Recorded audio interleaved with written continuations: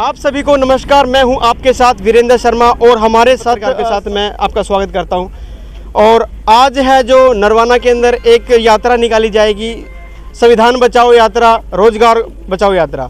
हमारे वैसे तो हरियाणा में और भारत सरकार में भाजपा की सरकार है और उसको लेकर विकसित यात्रा चली हुई है, लेकिन हमारे पास एक मुद्दा भी है जिसको हम बेरोजगारी बोलते हैं।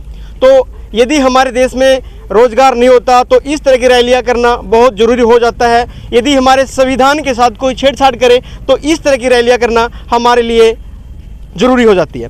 तो आज हमारे साथ मौजूद है यहाँ किताब सिंह जी हैं, उनसे जानेंगे कि आज की जो रैली है उसका मकसद क्या है। सर नमस्कार। नमस्कार जी, कैसे हो सर? बढ़िया जी, आप सुनाओ।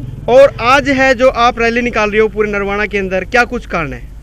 सबसे पहले मैं सभी पत्रकार बंधुओं का तहे दिल से नमन करता हूं, जो आप देश की सच्ची घटनाएं, सच्ची गतिविधियां दर्शाते हैं और सभी देश, जिससे सभी देश का भला होता है जी। और जो यह यो यात्रा निकाल रहे हम संविधान बचाओ, यह यात्रा 6 दिसंबर को त्रावड़ी से चली थी। हमारे धीरज गाबा जो खेत मजदूर किसान के राष्ट्रीय संयोजक है, उनकी अध्यक्षता में चल रही है और आज ये विभिन्न शहरों से होती हुई नरवाना शहर में पहुंची है। और इसका मेन उद्देश्य ये है कि 26 जनवरी 1950 को बाबा साहब भीमराव अंबेडकर जी ने हमारे देश की जो आज़ादी है उसको बरकरार रखने के लिए एक ऐसा संविधान रचा जिसमें सभी नागरिकों को अपने कर्म अनुसार सही अधिकार दिए गए, ताकि देश का भला हो सके और अपना देश योग्य बन सके। परंतु कुछ लोकतांत्रिक विरोधियों ने अपने देश के संविधान को तोड़ने के लिए उन्होंने गरीबों की और पिछड़ा वर्ग की और ये आम जनता के नागरिकों की अधिकार को तोड़ने का काम किया है। अब ऐसा बुरा हाल हो चुका है कि संविधान को बचाना बहुत औखा हो गया है। इसलिए मेरी सभी से अपील है कि यही विषय के लिए हमने यह यात्रा निकाली है कि यदि संविधान बचाना है तो देश बचेगा, नहीं तो देश बर्बादी की ओर जा रहा है।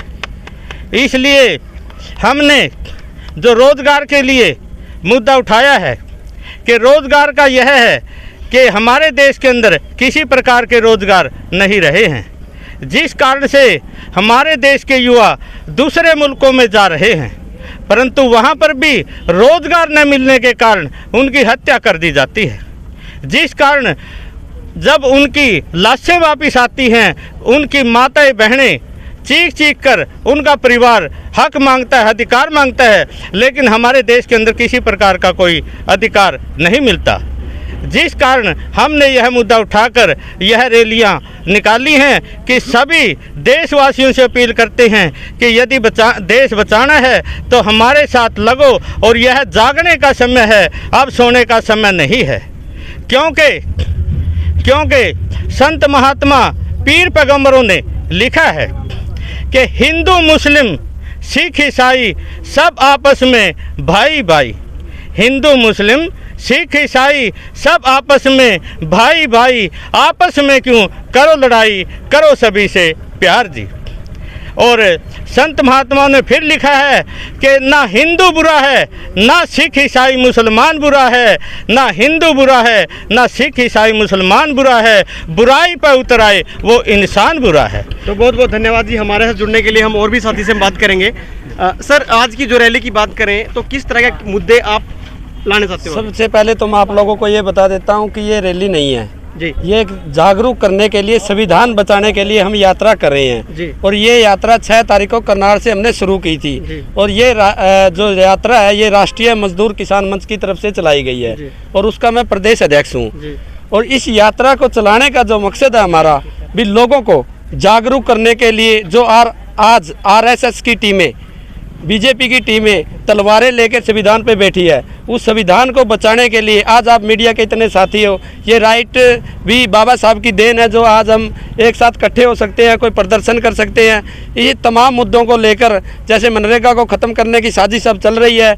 अगर हम भवन निर्माण की बात करें तो 2-2 साल से जो मजदूरों को बेनिफिट है, कन्यादान की फाइलें हैं, वो गदागद काटी जा रही है। ये तमाम लोगों को जागरूक करने के लिए हमने ये यात्रा का शुभारंभ किया है। सर, कितने लोग, कितनी संगठनों ने आपका जो सहयोग किया है? ऐसा है कि जितने भी संगठन हैं, टोटल एक आरएसएस और बीजेपी को हम छोड़ के बाकी सभी संगठनों का समर्थन ले रहे हैं और सभी संगठन हमारे साथ हैं। धन्यवाद जी हमारे जुड़ने के लिए। धन्यवाद जी। ओके।